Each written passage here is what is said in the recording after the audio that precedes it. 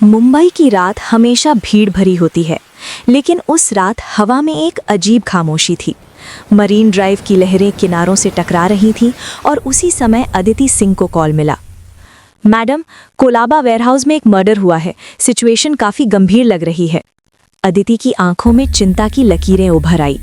Murder? और वो भी इस इलाके में? कुछ तो गड़बड़ थी। अदिति जैसे ही अंदर पहुंची, एक ठंडी लहर उनके शरीर से टकराई। बड़ा अंधेरा, टूटी दीवारें और बीच में पड़ा एक मृत शरीर। वो कोई आम आदमी नहीं था। रवि मल्होत्रा, एक प्रसिद्ध इंटीरियर आर्टिस्ट और कई बड़े नेताओं का करीबी। उसके सिर पर किसी भारी चीज से वार किया गया था। अदिति ने अपने दस्ताने पहने और शव का निरीक्षण किया। ये सामान्य चोरी नहीं है, ये प्लान किया गया मर्डर है। बाहर खड़े सिक्योरिटी गार्ड से अदिति ने पूछताछ की। गार्ड घबराया हुआ था।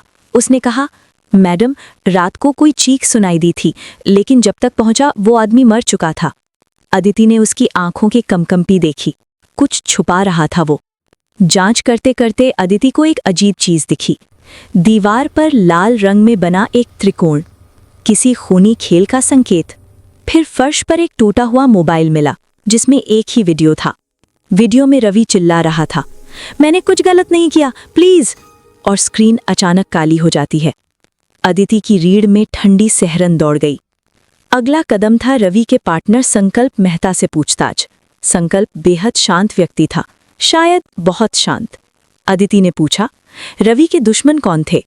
संकल्प बोला, मैडम, आर्ट की दुनिया में सब कोई आपका दोस्त नहीं होता। वो बार बार अपनी घड़ी को टटोल रहा था। घबराहट साफ दिख रही थी।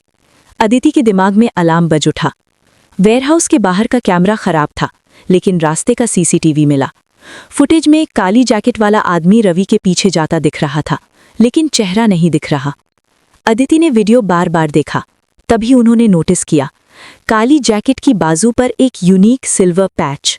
ये कोई फैक्ट्री में मिलने वाली चीज नहीं थी। दोपहर को अदिति दोबारा सुरक्षा गार्ड से मिली। इस बार वो और ज्यादा नर्वस था। अदिति ने जोर से कहा, तुमने किसी को अंदर आते देखा था, सही? गार्ड टूट गया। मैडम, मैं डर गया था।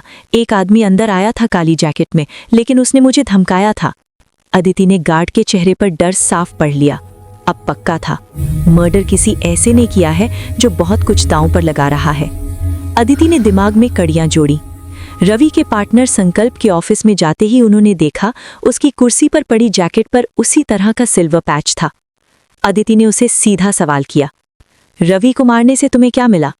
संकल्प पहले हंसा, फिर बोला, रवि मेरा नाम मिटाकर पूरा प्रोजेक्ट अपने नाम करने वाला था। उसे हटाना जरूरी था। उसकी आंखें अब ठंडी और खतरनाक थीं। अदिति ने धीरे कहा, पर तुम सीसीटीवी से नहीं बच सकते थे।